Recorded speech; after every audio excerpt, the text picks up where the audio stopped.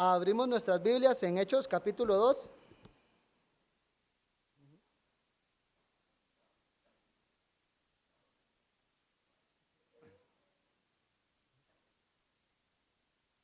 Amén. El sermón del día de hoy es basado en el versículo de memorización de la semana pasada, Hechos 2:36. Ahora, para ayudarnos en la exposición de hoy, vamos a leer desde el versículo 29 de Hechos 2 hasta el versículo 42. Entonces, Hechos 2, 29. Varones hermanos, se os puede decir libremente del patriarca David que murió y fue sepultado, y su sepulcro está con nosotros hasta el día de hoy. Pero siendo profeta, y sabiendo que con juramento Dios le había jurado que de su descendencia en cuanto a la carne levantaría al Cristo para que se sentase en su trono, viéndolo antes habló de la resurrección de Cristo, que su alma no fue dejada en el Hades ni su carne vio corrupción. A este Jesús resucitó Dios, del cual todos nosotros somos testigos. Así que, exaltado por la diestra de Dios y habiendo recibido del Padre la promesa del Espíritu Santo, ha derramado esto que vosotros veis y oís. Porque David no subió a los cielos, pero él mismo dijo el Señor a mi Señor, siéntate a mi diestra hasta que ponga a tus enemigos por estrado de tus pies. Sepa pues ciertísimamente toda la casa de Israel, que a este Jesús, a quien vosotros crucificasteis, Dios le ha hecho Señor y Cristo. Al oír esto, se compungieron de corazón y dijeron a Pedro y a los otros apóstoles: varones hermanos, ¿qué haremos? Pedro les dijo: arrepentíos y bautícese cada uno de vosotros en el nombre de Jesucristo para perdón de los pecados, y recibiréis el don del Espíritu Santo, porque para vosotros es la promesa, y para vuestros hijos, y para todos los que están lejos, para cuantos el Señor nuestro Dios llamare. Y con otras muchas palabras testificaba y les exhortaba, diciendo: sed salvos de esta perversa generación. Así que los que recibieron su palabra fueron bautizados, y se añadieron aquel día como 3,000 personas, y perseveraban en la doctrina de los apóstoles, en la comunión los unos con otros, en el partimiento del pan y en las oraciones. Okay. Antes de entrar entonces a la exposición de lo que acabamos de leer, voy a procurar dar una breve introducción al contexto de las palabras que acabamos de leer. El libro de Hechos entonces nos narra cómo la iglesia se empezó a expandir, cómo el evangelio se empezó a expandir luego de que Jesucristo ascendiera. En Hechos 1 podemos ver esa introducción, ya como Lucas nos viene marcando cuál va a ser el propósito del libro. Uno puede leer Hechos 1:8 y ahí está como el texto clave del propósito del libro de Hechos. Por ejemplo, dice: pero recibiréis poder cuando haya venido sobre vosotros el Espíritu Santo, y me seréis testigos en Jerusalén, en toda Judea, en Samaria y hasta lo último de la tierra. El libro de Hechos entonces habla de esto, de cuando la iglesia recibió el poder del Espíritu Santo y empezaron siendo testigos de Jesucristo en Jerusalén, en Judea, en Samaria y hasta lo último de la tierra.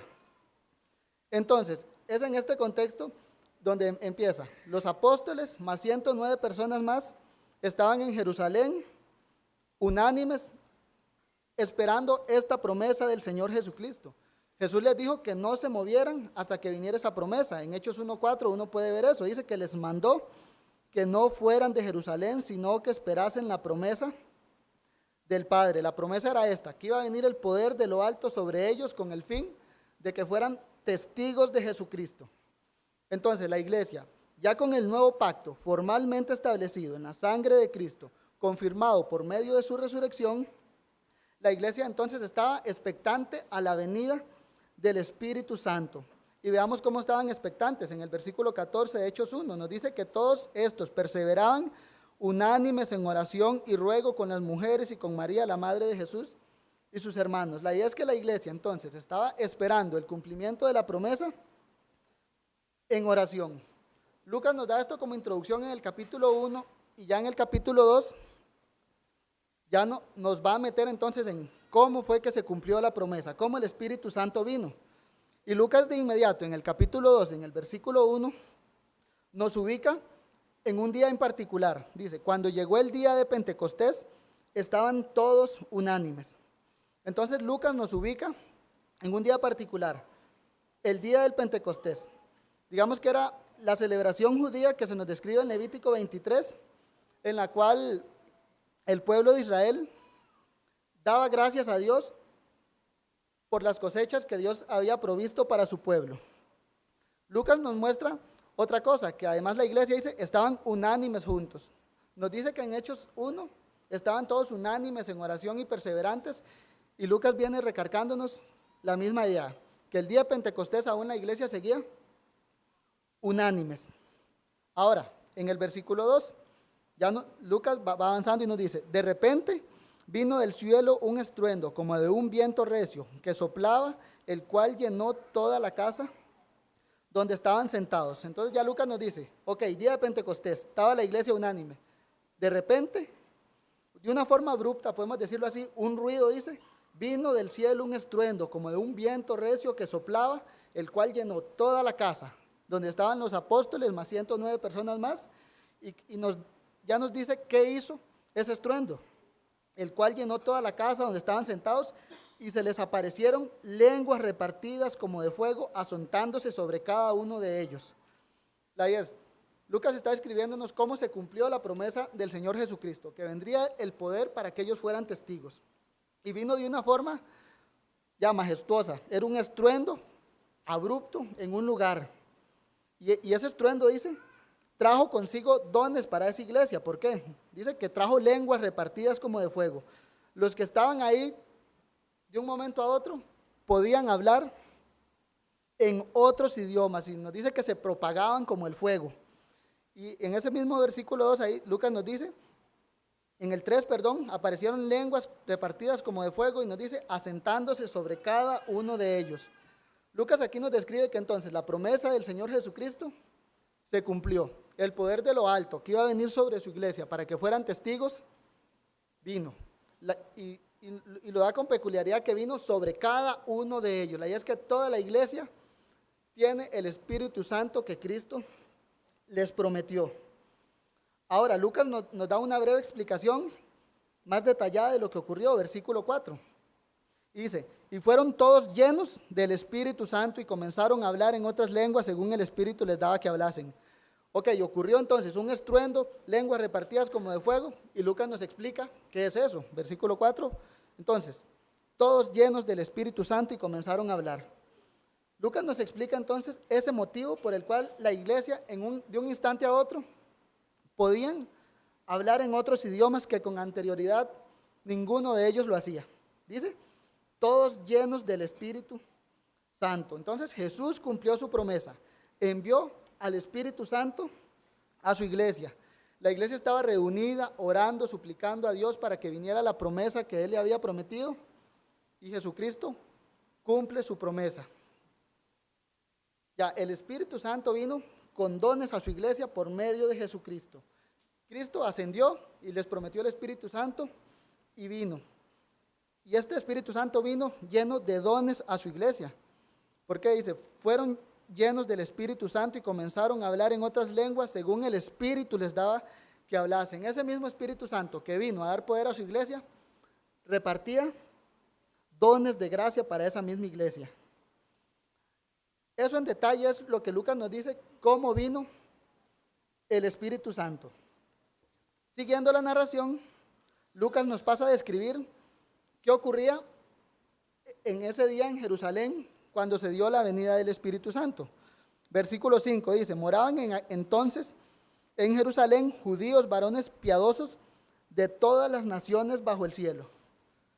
Ya después de que Lucas nos describe la venida del Espíritu Santo, nos dice entonces, podemos decirlo así, 3 circunstancias que estaban ocurriendo ahí. 1, que habían muchas nacionalidades, gentes, como acabamos de leer en el versículo 5, varones piadosos de todas las naciones bajo el cielo. Podemos ver de los versículos 9 al 11 de Hechos 2, Lucas nos dice que habían partos, medos, selemitas, Mesopotamia, Judea, Capadocia, Ponto, Asia, Frigia, Panfilia, Egipto, regiones de África, más allá de Cirene, y romanos aquí residentes, judíos como prosélitos, cretenses, árabes. Ya, Lucas nos describe que para ese entonces en Jerusalén era visitada por judíos de muchas naciones. Todos para esas épocas, los judíos para esas épocas iban a Jerusalén. Se dice que podían haber alrededor de unos 3 millones de judíos en Jerusalén para esa época. Otra cosa que nos describe Lucas es cómo la venida del Espíritu Santo atrajo a muchos. Por ejemplo, en el versículo 6 dice, y hecho este estruendo, se juntó la multitud y estaban confusos porque cada uno les oía hablar en su propia lengua. Ya, ese estruendo, ok, pasa algo. Bueno, fueron a ver qué pasaba. Se juntó la multitud. En el versículo 7 todavía nos dice que estaban atónitos y maravillados. No son galileos estos que hablan. Y todavía en el versículo 13 nos da un detalle de todos los que estaban viendo. Otros decían, están llenos de mosto. Ya, se juntó una multitud y sacaron sus conclusiones. Unos estaban atónitos y maravillados, otros decían, están borrachos. Pero la idea que nos está dando Lucas aquí es, muchos se reunieron para ver qué pasaba, porque de un pronto a otro esta gente puede hablar otros idiomas. Y después de eso también Lucas nos da otro hecho, el contenido del mensaje que esta joven iglesia estaba proclamando. Versículo 11 de Hechos 2 dice, cretenses y árabes, les oímos hablar en nuestras lenguas las maravillas de Dios. Entonces, lo que la iglesia estaba hablando en otros idiomas no era cualquier mensaje, sino como Lucas nos narra aquí, que los testigos oculares lo vieron, les oían hablar las maravillas de Dios. Cada uno de los que estaba ahí, que hablaba X idioma, bueno, entendía lo que la iglesia primitiva estaba diciendo. Les estaban hablando las maravillas de Dios. Una vez que Lucas ya nos deja esto sobre la mesa, podemos decirlo así, ahora nos avanza un poco. Digamos que Lucas va de lo general a lo particular. Ahora nos va a detallar particularmente lo que hablaba una de esas personas, más propiamente Pedro. Lucas se va a centrar de ahora en adelante en el sermón que le dio Pedro a muchos de los que estaban ahí presentes. La idea es que la iglesia era consciente de que se encontraba en una etapa única del plan de redención. Eran conscientes de que ellos estaban presenciando el cumplimiento de las profecías del Antiguo Testamento. La iglesia entendía eso, pero los judíos ahí reunidos no lo entendían. ¿Y cómo sabemos eso? Hechos 2:13. Ellos lo que entendían al ver a un montón de gente hablando en unos idiomas eran, están borrachos. Hechos 2:13, más otros burlándose decían, están llenos de mosto. Ahora, con esto, podemos verlo así, podemos aplicarlo un momento y es como ver la gran necesidad que hay en nosotros de que si no nos enseñan, si el Espíritu Santo no nos abre el entendimiento, no vamos a entender lo que su palabra dice. Muchos estaban ahí escuchando a la iglesia predicar, hablando las maravillas de Dios y a la conclusión que llegaron, están borrachos. Necesitamos que Dios se nos revele. Podemos verlo con un ejemplo igual en el Antiguo Testamento. Para muchas de las naciones, cuando se dieron cuenta que, no sé, el rumor que les puede llegar a ellos, unos esclavos escaparon de Egipto y van para otro lado. A lo mucho ellos llegaron a ese entendimiento, ¿no? El Espíritu Santo tuvo que explicar a su pueblo lo que significaba eso. Algo así es lo que ocurre aquí. Muchos llegan a la conclusión de que están borrachos. Entonces, Pedro, lleno del Espíritu Santo, va a dar una explicación de qué es lo que está ocurriendo en ese momento, de cómo está obrando el plan de redención propiamente en esa época. Y esto también debe recordarnos lo que dice, por ejemplo, el apóstol Pablo en 1 Corintios 2:14, que es que el hombre natural no entiende las cosas del Espíritu. ¿Por qué? Porque son locura. Y un ejemplo de esto, están borrachos. Ahora, entonces, Lucas se centra en, como dije, en la exposición de Pedro. Pedro se propone explicar ese evento redentor de ese día. Y Pedro lo explica ya meramente evangélico, como es en relación con la persona y obra de Jesucristo. Versículo 15, empieza Pedro, desde el 14. Entonces Pedro, poniéndose en pie, con los 11, alzó la voz y les dijo: varones judíos y todos los que habitáis en Jerusalén, esto os sea notorio y oíd mis palabras, porque estos no están ebrios, como vosotros suponéis, puesto que es la hora tercera del día. Mas esto es lo dicho por el profeta Joel. Entonces el Espíritu Santo, hablando por Pedro, de una vez les dice: no, no están borrachos. Esto es lo que dijo Joel. La profecía hoy se cumplió. La venida del Espíritu Santo que anunció Joel es lo mismo que el Señor Jesucristo le prometió a su iglesia, y hoy mismo se está cumpliendo, les dice Pedro. Ahora pasa a citar Joel 2, versículo 16. Mas esto es lo dicho por el profeta Joel: en los postreros días, dice Dios, derramaré mi espíritu sobre toda carne, y vuestros hijos y vuestras hijas profetizarán, y vuestros jóvenes verán visiones, y vuestros ancianos soñarán sueños. Y de cierto, sobre mis siervos y sobre mis siervas en aquellos días derramaré mi espíritu, y profetizarán. Y daré prodigios arriba en el cielo, señales abajo en la tierra: sangre, fuego y vapor de humo. El sol se convertirá en tinieblas y la luna en sangre, antes que venga el día del Señor, grande y manifiesto, y todo el que invocar el nombre del Señor será salvo.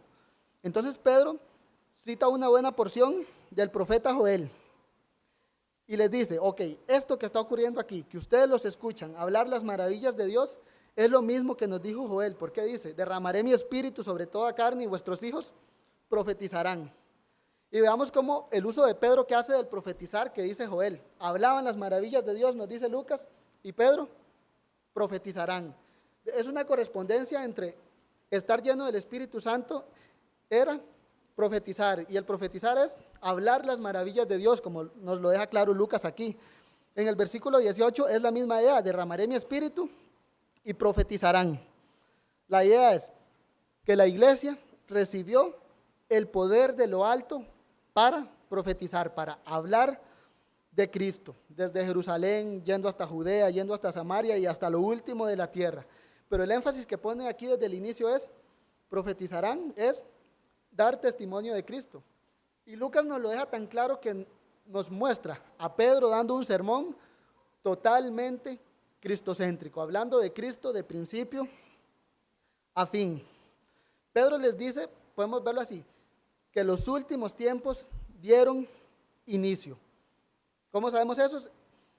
En los postreros días derramaré mi espíritu y profetizarán. Pedro les está diciendo a su audiencia: ok, los últimos días acaban de empezar.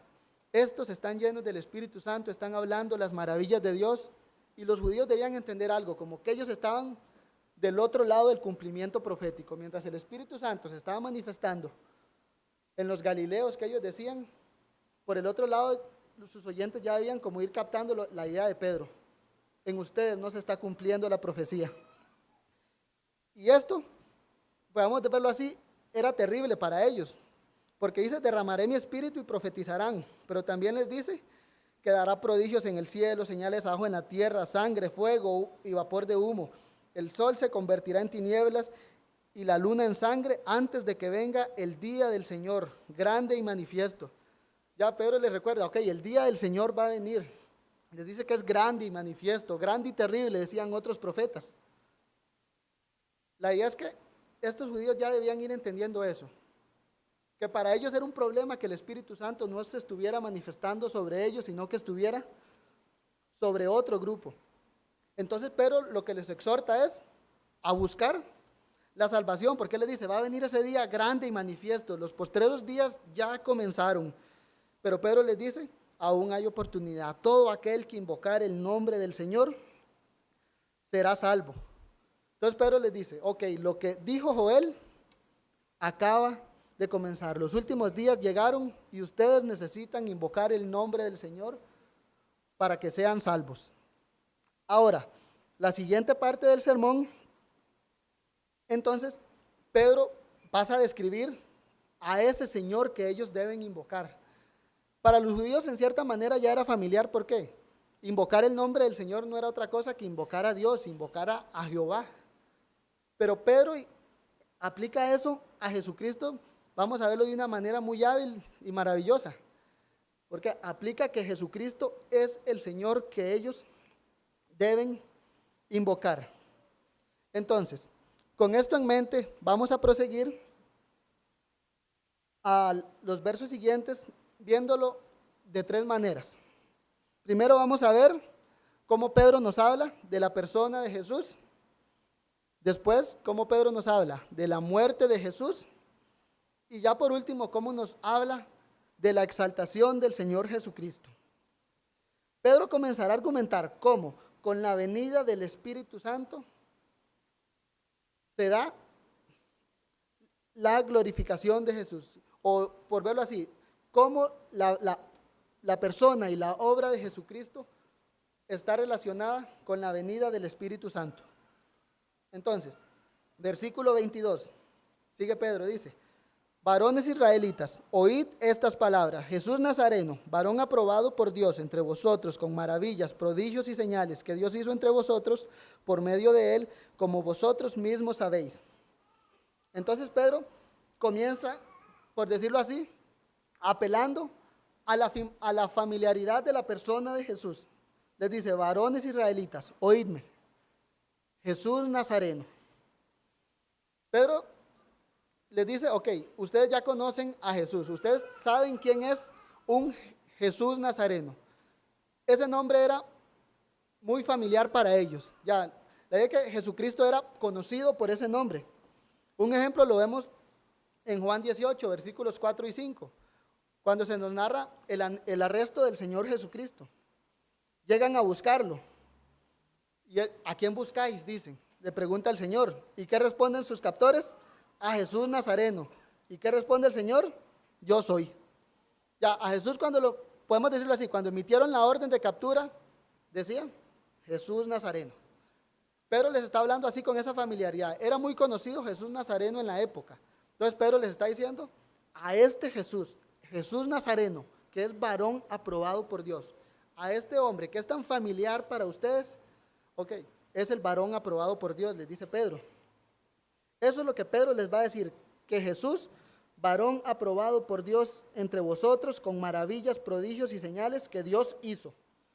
La idea es que este Jesús de Nazaret no solo era popular entre los oyentes de Pedro, sino que era un hecho verídico, que ellos podían confirmarlo con un sí. Si les preguntaban: ¿ustedes conocen las obras y las maravillas que hizo Jesús?, ellos tenían que decir sí. Y Pedro les dice de esta manera: Jesús Nazareno, varón aprobado por Dios entre vosotros con las maravillas, prodigios y señales que Dios hizo entre vosotros por medio de él, como vosotros mismos sabéis. Pero les está diciendo: para ustedes es un hecho innegable que conocen a Jesús de Nazaret, es un hecho innegable que Dios obró maravillas por medio de él. Pedro está llevando a su audiencia, por decirlo así, a dejarlo sin excusa. Si les preguntamos, repito, ¿conocen a Jesús de Nazaret y conocen sus maravillas? Su audiencia es un sí, la respuesta. Un hecho innegable. Tan innegable que hasta el mismo Señor Jesucristo les decía: mis obras hablan por mí y ustedes no creen. Un ejemplo lo vemos en Juan 10, versículos 24 y 25. Dice: le rodearon los judíos y le dijeron: ¿hasta cuándo nos turbarás el alma? Si tú eres el Cristo, dínoslo abiertamente. Jesús le respondió: os lo he dicho y no creéis. Las obras que yo hago en nombre de mi Padre, ellas dan testimonio de mí. Ya, el Señor hizo maravillas en medio de los judíos, y la idea es que ellos no creían que Él era el Cristo, a pesar de como nos dejó Lucas, varón aprobado por Dios entre vosotros. A tal punto, podemos decirlo así, era la dureza del corazón de esta generación que vieron a Cristo, lo vieron obrar maravillas, que el mismo Señor Jesucristo les dice: hipócritas, que sabían distinguir el aspecto del cielo, más las señales de los tiempos, no podéis, les decía. Ya, el Señor mismo se encargó de dejar sin excusa a esa generación que lo despreció. Tanto así que el Señor le dice a dos ciudades, por ejemplo: ay de ti, Corazín, ay de ti, Betsaida, que si en Tiro y en Sidón se hubieran hecho todas estas maravillas, tiempo ha que se hubiesen arrepentido. Algo así, podemos decirlo así, que es que Pedro está llevando con una argumentación similar a los oyentes. Jesús hizo maravillas en el pueblo, fue aprobado por Dios. Dios hizo esas maravillas a través de Jesús. Y como que hay algo, decía ese pueblo, pero este Jesús nosotros lo matamos, pero Pedro nos está hablando maravillas de él. La idea es que Pedro está llevando a eso, a su audiencia, que es un hecho innegable de que conocían a Jesús de Nazaret en alguna medida, que ellos eran testigos de la que hizo Dios por medio de Jesús de Nazaret. Ya está dejando a su audiencia sin excusa. Y ahora Lucas nos sigue narrando qué más dijo Pedro. Versículo 23. A este, entregado por el determinado consejo y anticipado conocimiento de Dios, prendisteis y matasteis por manos de inicuos crucificándole. Y esto es el segundo punto. Vimos la persona de Jesús y ahora, la muerte de Jesús. Y Pedro sigue hablándoles con familiaridad. Jesús de Nazaret, y les dice en el siguiente versículo, a este, entregado por determinado consejo y anticipado conocimiento de Dios. Pedro deja claro a sus oyentes que la persona y los hechos de Jesús son innegables. Las señales de los últimos días vinieron. La venida del Mesías irrumpiendo en la historia fue un hecho real. La idea es que Pedro los está llevando como, el Mesías vino, se cumplió la palabra de Dios, y hay un problema con estos judíos que están ahí burlándose de la iglesia diciendo que están borrachos, cuando la promesa de Jesús se cumplió de este otro lado. Ahora, veamos también otra línea de argumentación de Pedro que siempre la lleva a lo largo de todo el sermón, es la obra de Dios en medio de Cristo. Porque, como vimos anteriormente, Pedro le dice, Dios obró maravillas por medio de Cristo. Y ahora Pedro le dice que Dios estaba en pleno control en la muerte de Cristo. ¿Por qué le dice? A este entregado por determinado consejo y anticipado conocimiento de Dios. Pedro nos dice entonces que Dios no solo obró maravillas por medio de Cristo, sino que el plan de Dios era que el Mesías muriera. Ahora, esto tampoco debía tomar por sorpresa a sus oyentes. Eran judíos, conocían el Antiguo Testamento muy bien, como nos dice en Romanos 3 Pablo. ¿Qué privilegio tiene ser judío? Bueno, les fue encargada la palabra de Dios, lo dice Pablo en Romanos 3. Ellos podían ir a Génesis 3:15 y leer desde ahí los padecimientos del Mesías. ¿Por qué? Se nos dice que la serpiente, el Señor le dijo a la serpiente, tú le herirás en el calcañar. Se sabía que el Mesías desde el Antiguo Testamento iba a recibir un golpe, iba a ser golpeado. Tú le herirás en el calcañar. Y todavía más claro en Isaías 53, versículo 4 nos lo dice así, herido de Dios y abatido. Herido de Dios, ya era la voluntad de Dios que el Mesías muriera. Versículo 10 de Isaías 53 también nos dice, Jehová quiso quebrantarlo, sujetándole a padecimiento. La idea es que lo que sucedió con Jesús eran parte de los eventos redentores que Dios tenía con su pueblo. No debía tomar por sorpresa a los judíos. Ahora bien, Pedro, podemos decirlo así, que con esta argumentación nos lleva como a una parte tensa o a una tensión de eventos. ¿Por qué? Porque nos dice ciertamente Jesús fue entregado por el determinado consejo y anticipado conocimiento de Dios. Sí, pero también nos dice que hubieron culpables, humanos. ¿Por qué nos dice? A este, entregado por el determinado consejo y anticipado conocimiento de Dios, prendisteis y matasteis por manos de inicuos. Pedro le dice, la voluntad de Dios era que el Mesías muriera, sí, pero ustedes lo mataron por manos de inicuos, les está diciendo. Juan 1:11 nos da un resumen muy similar, porque nos dice, a lo suyo vino y los suyos no le recibieron. La idea es que el Mesías vino, siguiendo la línea de argumentación, los últimos días se cumplieron, mas su pueblo terminó asesinando en quien debían poner la esperanza. Isaías 53:3 nos narra cómo el mismo pueblo dice, como que escondimos de él el rostro, fue menospreciado y no lo estimamos. Veámoslo así, cómo Pedro lo lleva de una manera muy hábil a lo que les dije desde el principio, dejarlo sin excusa. Conocieron a Jesús, conocieron las maravillas de Jesús, desde el Antiguo Testamento leían que Jesús iba a morir como si nada. Por eso Pedro les dice, ustedes lo mataron. Como más adelante les dice en Hechos 3, versículos 14 y 15, mas vosotros negasteis al santo y al justo, y pedisteis que se os diese un homicida, matasteis al autor de la vida. Pedro muestra las facetas del plan de redención de Dios. Por un lado, la voluntad de Dios era que el Mesías viniera y muriera como sustituto de su pueblo, pero por otro lado, uno ve la culpabilidad de su pueblo, que en quien debían poner sus esperanzas, dice, prendieron y mataron por manos de inicuos crucificándolo. Ese pueblo que Jesús, a ese pueblo que les fue prometido Jesús, bueno, ese pueblo mismo decía, crucifíquenlo, preferimos tener a Barrabás. Una vez que Pedro termina esta línea de argumentación, ahora va a mostrar otra de esas facetas del plan de redención por medio de Jesucristo. Y va a ser nuestro tercer punto, la exaltación de Jesús. Lucas 9:22 lo dice así: es necesario que el Hijo del Hombre padezca muchas cosas y sea desechado por los ancianos y por los principales sacerdotes y por los escribas, y sea muerto y resucite al tercer día.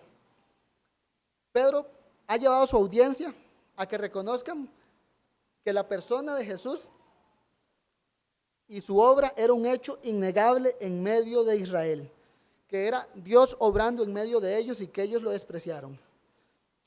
Y después Pedro los lleva, avanza más y les dice, ok, no solo lo despreciaron, sino que mataron a quien debían poner sus esperanzas.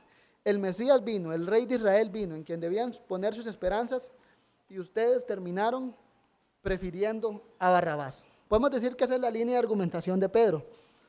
Pero Pedro les va a decir que a este Jesús, que ellos despreciaron, que prefirieron un homicida, Dios lo resucitó de los muertos. Versículo 24.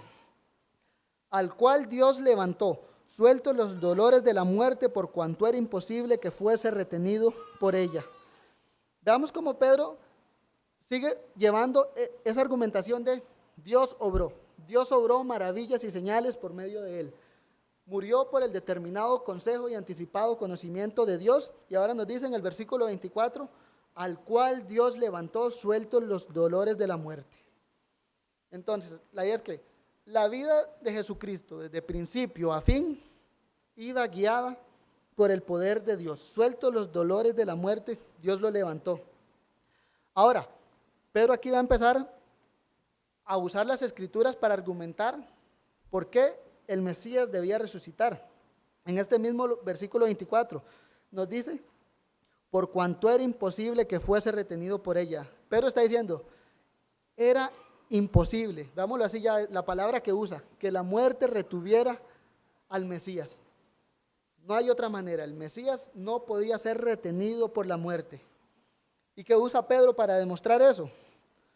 El Salmo 16, versículo 25 dice, porque David dice de él, veía al Señor siempre delante de mí, porque está a mi diestra no seré conmovido, por lo cual mi corazón se alegró y se gozó mi lengua, y aún mi carne descansará en esperanza, porque no dejarás mi alma en el Hades, ni permitirás que tu santo vea corrupción.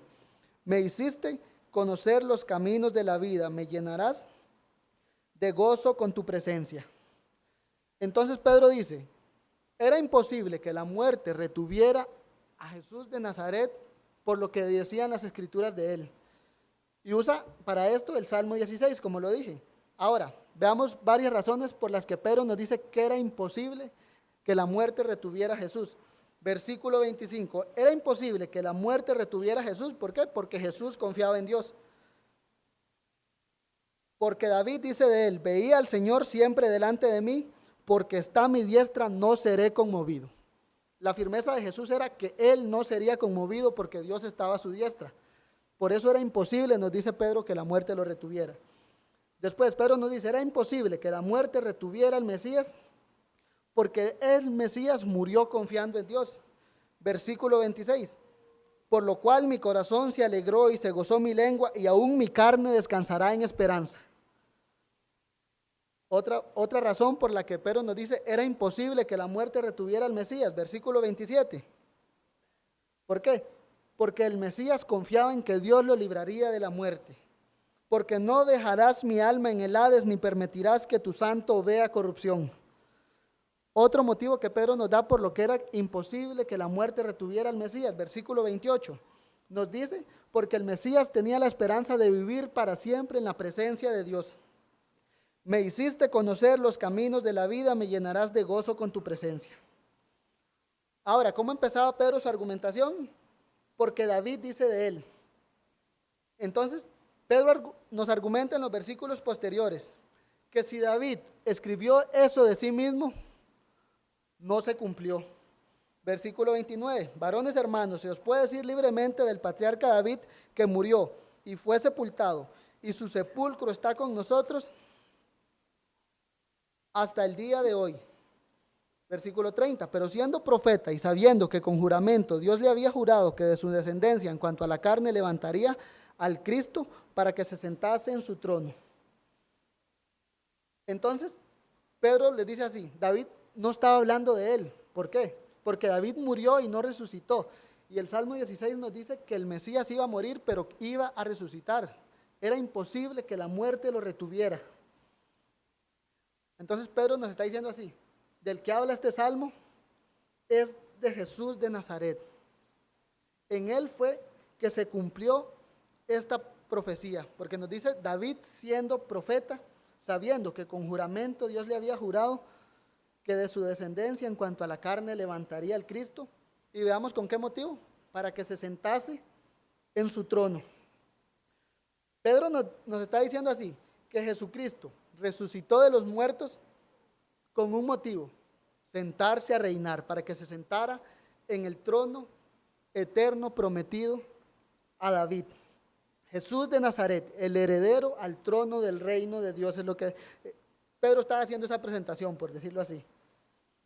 Se levantó venciendo la muerte con el fin de reinar. Ahora, pongámonos en pie de los judíos que estaban escuchando a Pedro. ¿Por qué? Ellos vieron a Jesús, vieron los milagros que Dios hizo por medio de él. Asesinaron a Jesús, ya crucifíquenlo, dennos a Barrabás. Y que esa persona, podemos decirlo así, que yo maté con odio, resucite, debe causar un gran terror en ellos. Ya podemos decirlo así, se levantó triunfante, pero por otro lado, podían verlos a ellos como sus enemigos, en quien debían poner sus esperanzas, lo asesinaron y se levantó en gloria. Ya decían, crucifícale, pero ahora debían invocar el nombre de esa misma persona. Aquellos días atrás decían, crucifícale. El nombre del Señor que debían invocar para ser salvos no era otro que el nombre de Jesús de Nazaret. Podemos decirlo así, esa audiencia tenía que humillarse para reconocer la gran maldad que habían hecho, matar al autor de la vida, y ahora ese está reinando a la diestra de Dios, les dice Pedro. Ahora, en el versículo 32, Pedro sigue esa argumentación. Dice, a este Jesús resucitó Dios, de lo cual nosotros somos testigos. Así que, siguiente, exaltado por la diestra de Dios y habiendo recibido del Padre la promesa del Espíritu Santo, ha derramado esto que vosotros veis y oís. Pedro les dice, Jesús murió, pero resucitó en gloria porque así lo habían dicho los profetas. Y ahora, exaltado a la diestra de Dios, habiendo recibido la promesa del Espíritu Santo, ha derramado esto que vosotros veis y oís. Entonces Pedro le dice, el Espíritu Santo vino sobre nosotros porque Jesús está reinando. Ya era necesario que Jesús ascendiera, se sentara a la diestra de Dios para que viniera el Consolador, como se los decía en Juan 16. Y ahora, volviendo al inicio que les dije, estos judíos debían entender algo. Ellos estaban del lado equivocado en el plan de redención. Jesús sentado a la diestra de Dios, el Espíritu Santo sobre su iglesia, y ellos por aquí burlándose, diciendo que estaban borrachos. Ahora, también es bueno que notemos lo que nos dice Pedro en este versículo. El término diestra de Dios en el versículo 33. La idea de este término denota un rango inigualable, un rango de exaltación no ostentado por otra persona en un reino. Había uno que se sentaba a la diestra del rey. Este tenía toda autoridad. Ahora, para estos judíos que Pedro les está predicando, no era meramente una buena noticia. ¿Por qué? Este que estaba a la diestra de Dios tenía todo el dominio y ellos estaban identificados como sus enemigos, porque ellos lo mataron, le dice Pedro.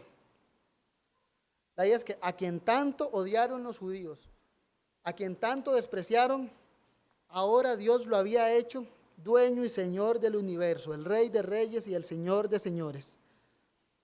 Pedro va a pasar ahora a otra línea de argumentación, argumentar con las escrituras el señorío de Jesucristo, que él estaba a la diestra de Dios, y para ello usa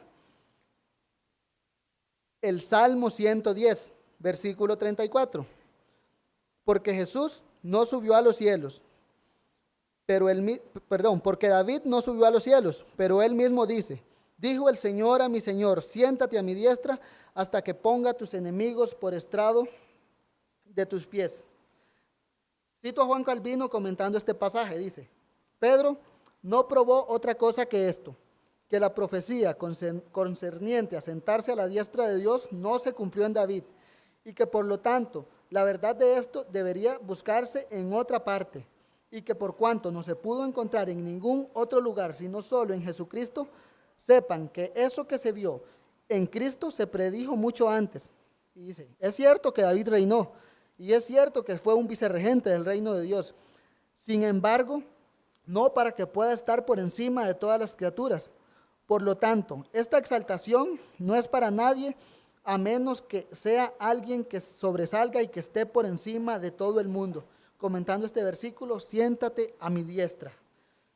El apóstol nos está diciendo aquí que David vio cuando Dios mismo le habló a alguien que era superior a David. Dijo el Señor a mi Señor que se sentara a la diestra de Dios. Pedro hace un uso similar al que nos hizo en el Salmo anterior. Dice, David no dijo esto de sí mismo, porque David dice, no subió a los cielos. La idea es que el entendimiento apostólico de la resurrección y la ascensión de Jesucristo era esto, que Jesucristo resucitó y ascendió para sentarse a reinar. La ascensión de Cristo, podemos verlo así, era su entronización, cuando se sentó a reinar para siempre sobre el reino de Dios. Ahora, digo que esto era el entendimiento apostólico porque cuando uno va a la Biblia se entiende de una manera similar. Uno va a Pablo, por ejemplo, Romanos 1:4, Pablo lo dice, que fue declarado Hijo de Dios con poder, según el Espíritu de Santidad por la resurrección de entre los muertos. Hechos 13, Pablo comentando el Salmo 2 dice, nosotros también os anunciamos el Evangelio de aquella promesa hecha a nuestros padres, la cual Dios ha cumplido a los hijos de ellos, a nosotros, resucitando a Jesús, como está escrito en el Salmo 2, mi hijo eres tú, yo te he engendrado hoy. Veamos, Pablo dice, Salmo 2, mi hijo eres tú, yo te he engendrado hoy. ¿Qué significa? Lo dice Pablo ahí, lo cual Dios ha cumplido a los hijos de ellos, a nosotros, resucitando a Jesús, declarado Hijo de Dios con poder, sentado a la diestra de Dios. Cristo luego de su resurrección fue entronizado a la diestra de Dios. Dijo el Señor a mi Señor, fue llamado por Dios. O como lo dice Juan Calvino, no se llevó la honra para sí mismo, sino dijo el Señor a mi Señor. Dios llamó a su Hijo a sentarse a reinar. Nuestra confesión en el capítulo 8, hablando del oficio mediador de Cristo, nos lo dice así, el cual no tomó para sí, sino que fue llamado para él mismo por su Padre, quien también puso en sus manos todo poder y juicio y le ordenó que lo cumpliera.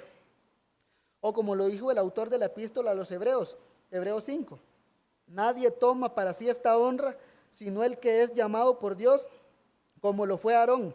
Así tampoco Cristo se glorificó a sí mismo haciéndose sumo sacerdote, sino que le dijo, tú eres mi hijo, yo te he engendrado hoy. La idea es que Cristo sentado a la diestra de Dios, el Padre le otorgó el reinado. Subió para sentarse a reinar. por la voluntad de Dios. Por la voluntad de Dios, Pedro le está diciendo a los judíos, por la voluntad de Dios Cristo vino, por la voluntad de Dios Cristo obró maravillas, por la voluntad de Dios Él murió, por la voluntad de Dios Él resucitó de los muertos y ahora por la misma voluntad de Dios, Dios le dijo, siéntate a mi diestra hasta que ponga a tus enemigos por estrado de tus pies. Entonces, Lucas nos está narrando esto, cómo el apóstol Pedro lleva a su audiencia de una manera muy hábil por los salmos y por los profetas para mostrarles que Jesús es el Cristo, el Rey de Reyes, que el evento escatológico que tanto nos hablaban los profetas, les dice Pedro, el cumplimiento de los últimos días, la venida del nuevo pacto, se cumplió en Jesucristo y está en plena vigencia porque Él está sentado a la diestra de Dios. Lo que hablaron los profetas del Mesías, del Rey de Israel, se está cumpliendo, le dijo Pedro, ya está a la diestra de Dios. Lo que nos dice Daniel 7, versículos 3 y 14, dice, miraba yo en la visión de la noche, y he aquí con las nubes del cielo. Venía uno como hijo de hombre, que vino hasta el anciano de días, y le hicieron acercarse delante de él, y le fue dado dominio, gloria, reino, para que todos los pueblos, naciones y lenguas le sirvieran. Su dominio es dominio eterno, que nunca pasará, y su reino uno que no será destruido. Lo mismo habló Jesús de sí mismo, cuando estaba en el concilio, cuando ya lo iban a matar. ¿Qué les dijo el Señor a sus captores? Desde ahora veréis al Hijo del Hombre sentado a la diestra del poder de Dios, viniendo en las nubes del cielo. Similar dijo Jesucristo en Mateo 24, la señal del Hijo del Hombre en el cielo. Ya la idea es que el inicio de los últimos días, Cristo reinando, es un hecho innegable. Actualmente está reinando, le dijo Pedro a su audiencia. Entonces el apóstol informa que Cristo, como mediador del nuevo pacto, está como rey de su iglesia. Para la iglesia, una gracia de valor incalculable. Pero para los demás, veamos cómo dice el Hechos 2:35, desde el 34, porque David no subió a los cielos, pero él mismo dijo el Señor a mi Señor, siéntate a mi diestra hasta que ponga a tus enemigos por estrado de tus pies. Jesucristo está reinando por la voluntad de Dios, pero Dios mismo está poniendo por estrado de los pies a los enemigos del Mesías, les dice Pedro. La era del Mesías no solo significa que está reinando y edificando a su iglesia, sino que por otro lado significa que los enemigos de la iglesia están siendo subyugados. Hasta que ponga a tus enemigos por estrado de tus pies, le dijo el apóstol. Pedro en una de sus cartas, 1 Pedro 3:22, también lo dice, quien habiendo subido al cielo está a la diestra de Dios y a él están sujetos ángeles, autoridades y potestades. La idea es que el Mesías esté sentado a la diestra de Dios es que él tiene todo el dominio sobre el universo. Como lo dijo el Señor a sus discípulos antes de ascender, toda potestad me ha sido dada en el cielo como en la tierra. Los judíos mataron a Jesús, mostraron su odio, mostraron su desprecio por el Hijo de Dios, lo cambiaron por Barrabás, gritaban que fuera crucificado, pero resucitó y ellos estaban del lado equivocado, estaban del lado de los enemigos de Dios. Jesús reina y reinará, les dice Pedro. Por eso en el versículo 36 concluye su sermón. Sepa pues ciertísimamente toda la casa de Israel, que a este Jesús, a quien vosotros crucificasteis, Dios le ha hecho Señor y Cristo. Y a Dios le ha hecho Rey de reyes y Señor de señores. Ustedes lo trataron como su enemigo, pero Él está reinando. Y nos dice el versículo 37 lo que causó eso en ellos. Al oír esto se compungieron de corazón y dijeron a Pedro y a los otros apóstoles, varones hermanos, ¿qué haremos? Se dieron cuenta que estaban del lado equivocado con respecto a Dios. Se aterrorizaron. Varones hermanos, ¿qué haremos? El Mesías es nuestro enemigo, en quien debíamos poner nuestras esperanzas, va a ponernos bajo sus pies, va a subyugarnos. ¿Qué haremos? Estaban aterrorizados de ver que en quien debían poner sus esperanzas estaba apuntando su arco y su espada, como lo dice el Salmo 7. Ahora, concluyendo esta parte, vamos a tratar de hacer 3 aplicaciones con lo que queda del texto. Ahora, quiero que veamos también el llamado al arrepentimiento y a creer en Jesucristo que Lucas nos describe después de estos eventos. Porque los judíos, después de haber cometido la peor desgracia del mundo, matar al Hijo de Dios y darse cuenta que resucitó de los muertos y que ellos estaban del lado de los enemigos de Dios, causó en ellos un terror de ¿qué vamos a hacer? Es imposible que nos libremos. ¿Qué haremos? Estaban asustados. Estos judíos entendieron bien que estaban del lado equivocado de la humanidad, posicionados como enemigos de Dios. Por eso su corazón fue traspasado. Entonces, quiero llamar la atención primeramente a los incrédulos que puede haber entre nosotros el día de hoy, para que entiendan algo, que si están sin Cristo, que si no están en Él, están como esos judíos de esa época, del lado equivocado del plan de redención. Y este Jesús hoy mismo es su enemigo. Este Jesús hoy mismo puede subyugarlos y ponerlos bajo sus pies, si no es por la misericordia y la paciencia de Dios que aún hoy está reteniéndose. Este mismo Jesús está reinando, dice, y a sus enemigos, como nos dice Apocalipsis, va a destruir con la espada de su boca. Apocalipsis 19:15 dice, de su boca sale una espada aguda para herir con ella a las naciones, y las regirá con vara de hierro, y él pisa el lagar del vino del furor de la ira del Dios Todopoderoso. Nos dice, él pisa el lagar, él con sus pies, Dios poniendo a sus enemigos por estrado de sus pies. Para el incrédulo, hoy mismo Jesucristo no es ese Salvador amante, no, es un vengador, Dios justo y vengador, como nos dicen muchos salmos. Mientras para los cristianos Jesús es nuestro Señor, nuestro Rey, como nos dice Pedro, para Él es precioso. Para el incrédulo, Jesús hoy mismo es su verdugo, en quien Dios le dio todo juicio, en quien Dios ha puesto un día que por medio de Él juzgará a todas las naciones. ¿Podemos verlo así? Para ser enemigo de Jesucristo, para estar del lado equivocado de la humanidad, no se requiere mucho. Nada más no tener a Jesucristo como su única esperanza. Si Jesucristo no es nuestra única esperanza, vamos a tener la esperanza en cualquier otra cosa y eso automáticamente nos deja del lado equivocado de la humanidad. Ahora, para los judíos de esa época, al entender eso, que ellos estaban del lado equivocado de la humanidad, como lo dije, ¿qué haremos? Fueron traspasados en sus almas. Ahora, quiero preguntarle a los incrédulos entre nosotros, ¿qué hacen ellos? O pregúntense, ¿qué harán? Porque ellos se preguntaron eso, ¿qué haremos? Y ahora yo pregunto, ¿qué harás tú? Pedro da la respuesta también. Pedro les dijo, arrepentidos y bautícese cada uno de vosotros en el nombre de Jesucristo para perdón de los pecados y recibiréis el don del Espíritu Santo. Jesús está a la diestra de Dios y es un Rey glorioso. Es un Rey de amor que da a su Espíritu Santo a los que se arrepienten de sus pecados.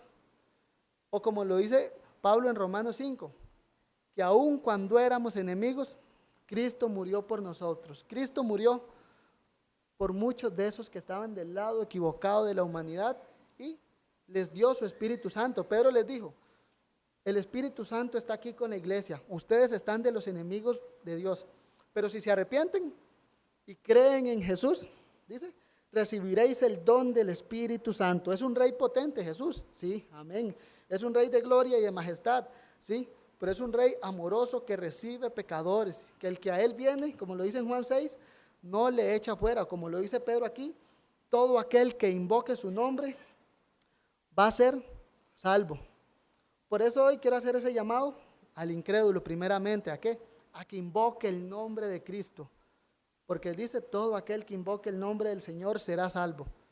Todo aquel enemigo del Señor que invoque su nombre será salvo.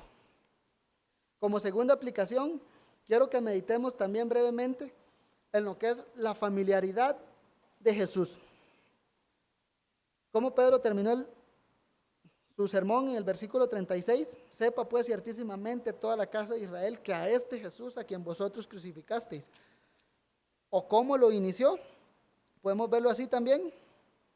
Varones israelitas, Jesús Nazareno, varón aprobado por Dios entre vosotros con las maravillas y prodigios y señales que Dios hizo.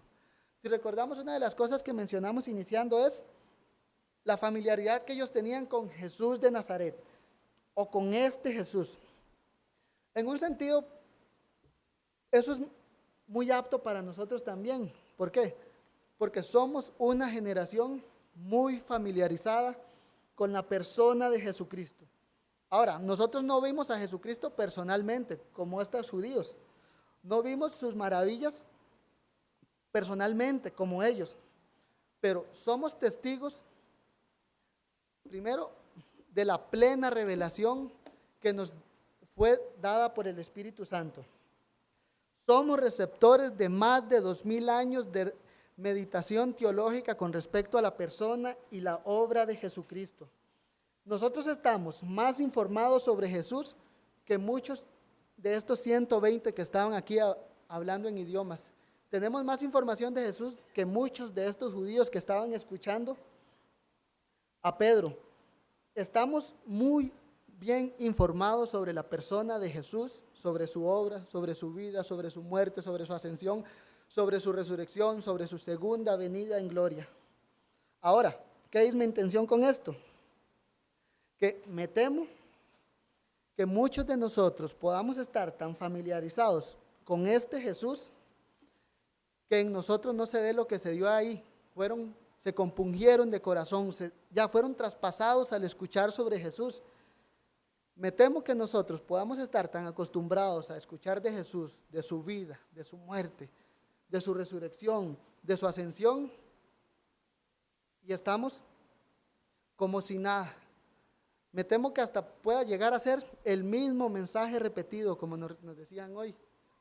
Y eso, mis hermanos, es de temer, porque puede ser que nos estemos acostumbrando a ser cristianos, nos estemos acostumbrados a estar familiarizados con la persona más importante del universo. Y muchas veces familiarizarnos con algo es llegar a tenerlo en poco, llegar a acostumbrarnos a algo. Puede ser que hasta me temo que ya no nos maraville escuchar de Jesucristo, ya no nos maraville la palabra predicada domingo tras domingo. Me temo que ya no pase lo que pasaba a los del camino de Emaús, que nos narra Lucas, que cuando Jesús les iba hablando de él, lo que decían Moisés y los profetas, dicen, les ardía el corazón. Y es temor, hermano, que nosotros podamos llegar a eso, que nuestro corazón no arda cuando escuchemos de Jesús de Nazaret, que nuestro corazón no se compunja y digamos, ¿qué vamos a hacer? Es de temer, hermanos. ¿Por qué? Porque nuestro corazón puede estarse endureciendo por el engaño del pecado, como nos dice Hebreos 3. Me temo que a muchos de nosotros no nos dé temor escuchar que Jesús es fuego consumidor, que se le dio todo juicio, que va a venir a juzgar. Y como nos dice Pedro, el juicio va a comenzar por la casa de Dios. Y debes ponernos a temblar, hermanos. Ya como Pedro concluyó el sermón, puedo como hasta adaptarlo para nosotros. Pedro les dijo, sepa pues ciertísimamente toda la casa de Israel, que a este Jesús a quien vosotros crucificasteis, Dios le ha hecho Señor y Cristo. Adaptémoslo un poco para nosotros. Sepa pues ciertísimamente todas las personas que estamos familiarizados con Jesucristo, que a este Jesús, a quien tenemos en poco, Dios le ha hecho Señor y Cristo. Es de temer también, hermano, que en muchos, hace tiempo vinieron entusiasmados, encontramos una iglesia sana, la teología reformada, el evangelio, y hoy en día uno los puede ver apáticos, poniendo en peligro sus almas, menospreciando a Cristo, coqueteando con el pecado. Igual podemos aplicarlo. Sepa pues ciertísimamente todas las personas que están coqueteando con el pecado, que a este Jesús, para quien ya no es glorioso, Dios lo ha hecho Señor y Cristo. También temo, hermanos, que muchos que años atrás les agradaba, les deleitaba la predicación de la palabra, hoy en día estemos tan acostumbrados a la buena predicación que respondemos durmiéndonos y con bostezos. Mis hermanos, debemos entender algo, ese es Rey de reyes y Señor de señores, la persona más importante del universo. Cuando nos hablan de Jesús, ya nuestra alma es informada y debemos responder en adoración. Y para nuestro dolor, hermanos, muchas veces respondemos con bostezos y somnolencia. Bueno, sepa pues ciertísimamente todas las personas que les duerme escuchar de Jesús, que a este Jesús a quien están despreciando, Dios le ha hecho Señor y Cristo. Podemos llegar a tener tan en poco a Jesús, a estar tan familiarizados con Él, que ya no nos va a maravillar el Evangelio, mis estimados. Ya va a ser algo ordinario congregarnos. Los demonios creen y tiemblan, nos dice Santiago. Muchas veces nosotros creemos, queremos que ya termine el sermón. Creemos y bostezamos. Muchas veces hasta responden más piadosos, podemos decirlo así, los demonios, porque ellos tiemblan ante el Hijo de Dios.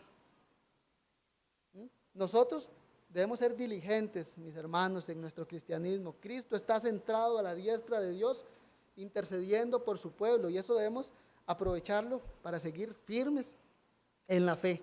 Esto que Pedro pronunció hace más de 100,000 domingos, que Jesús fue hecho Señor y Cristo, sigue siendo igualmente válido hoy. Siempre sigue siendo Señor y Cristo. Y ahora lo que yo pregunto es, ¿qué haremos ante esta verdad? Y ruego al Señor que nos compunja de corazón para que busquemos a Cristo. Ahora, para terminar, hermanos, una tercera aplicación es cómo Cristo sentado a la diestra de Dios hace que su iglesia persevere. Lucas nos narra que los efectos de la predicación cristocéntrica de Pedro se vieron reflejados en una iglesia creciente. Versículo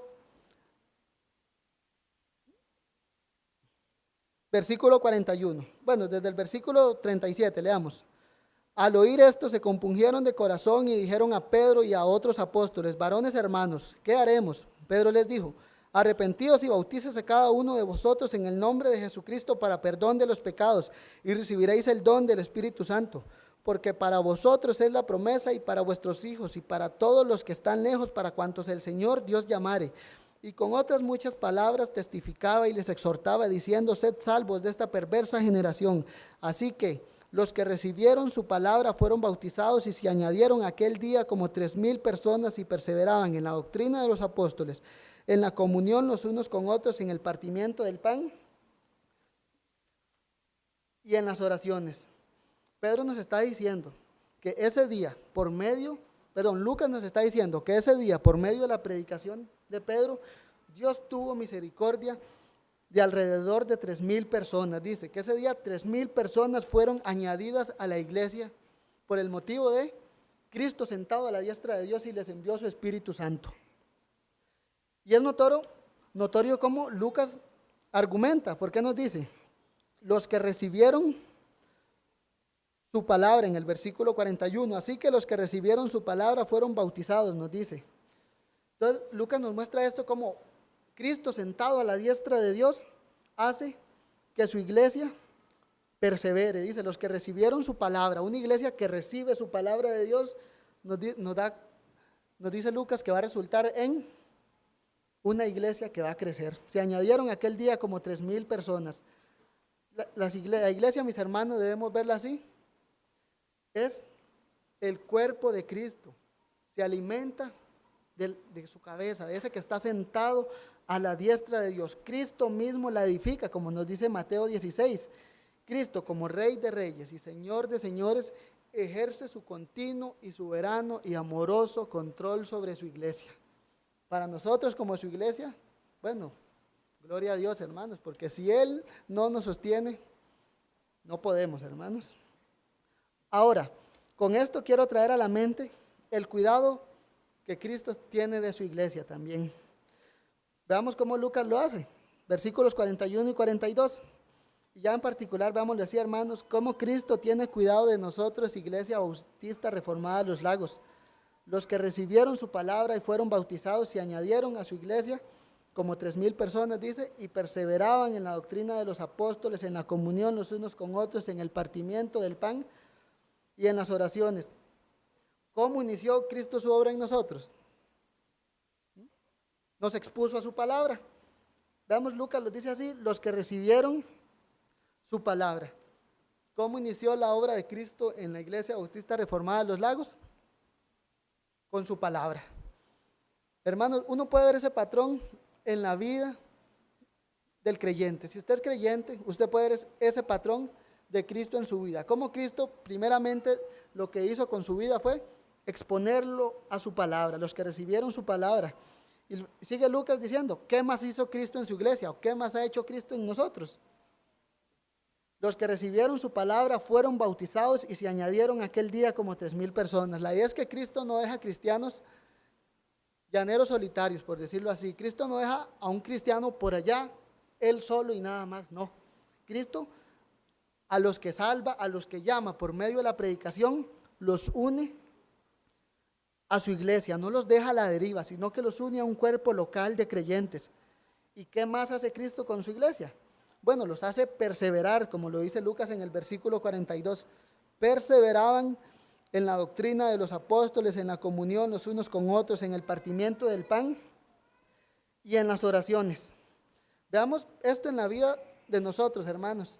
Cristo nos llamó por su palabra, nos unió a un cuerpo local y ahora nos está haciendo perseverar por medio de la doctrina de los apóstoles, la palabra predicada, la comunión que tenemos como cuerpo local, la administración de los sacramentos. Perseveraban en el partimiento del pan y en las oraciones.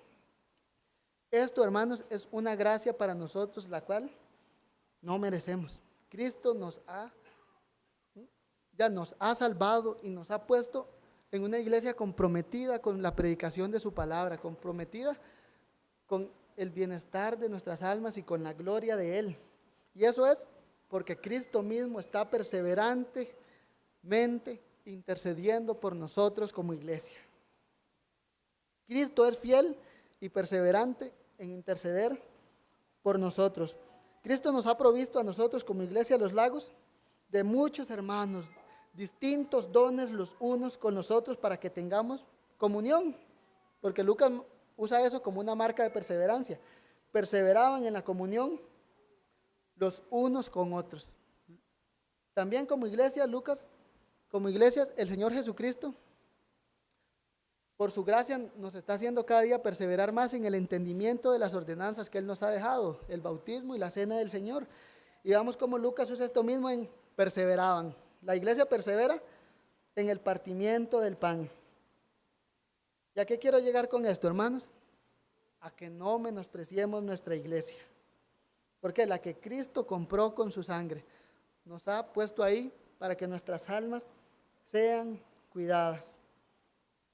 Esta iglesia dice perseveraba en las oraciones. Bueno, nosotros tenemos un culto de oración, hermanos. Procuremos venir. Perseveraban en la doctrina de los apóstoles. Gracias a Dios nos ha dado 4 pastores fieles a la predicación de la palabra de Dios que domingo a domingo están preparando. ¿Para qué? Para que nosotros podamos ser instruidos. Por eso no menospreciemos la iglesia del Señor. Y en especial hoy, hermanos, hoy Cristo nos está llamando, Iglesia Bautista Reformada Los Lagos, a participar de su sacramento, de la cena del Señor. Perseveraban, nos dice, en el partimiento del pan, nos dice Lucas. Cristo, Él mismo ha llamado a su iglesia a que se sienten a su mesa. Similar a como le pasó a Mefiboset con David. En 2 Samuel 9 llega David y dice, no hay un descendiente de Saúl con quien yo haga misericordia. Eran enemigos los descendientes de Saúl. Y si vamos al final del capítulo, ¿qué nos dice qué pasó con Mefiboset? Que todos los días estaba sentado en la mesa del rey. Eso mismo es lo que Cristo hace con los creyentes. Sus enemigos nos llama para hacernos misericordia y hoy vamos a ser testigos de eso, sentarnos a la mesa del rey. O similar a como pasó en Éxodo 24, cuando el Señor se manifestó ahí y estaban los ancianos. Dicen que ellos vieron a Dios y comieron y bebieron. Hoy vamos a ser testigos de esos, hermanos. Vamos a comer y a beber en la presencia de Dios, en la presencia del Rey de Reyes y Señor de Señores. Y al final lo que quiero llegar es que Cristo es bueno, ha sido muy, muy bueno con nosotros, hermanos. Por eso no menospreciemos la iglesia del Señor y no menospreciemos su palabra. Oremos, hermanos.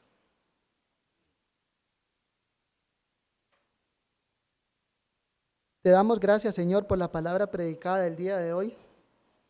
Te rogamos que esto quede en nuestros corazones de tal manera que temamos tu nombre, que tengamos a Cristo en alta estima, Señor, y que procuremos traer honra, gloria y alabanza a su nombre. Que seamos, Señor, cristianos comprometidos con Cristo y su reino. Auxílianos en nuestra debilidad, Señor, y ayúdanos principalmente a que Cristo sea formado cada día más en nosotros. Trae arrepentimiento a nuestras vidas y sobre todo ayúdanos a crecer en amor por tu Hijo Jesucristo. Amén.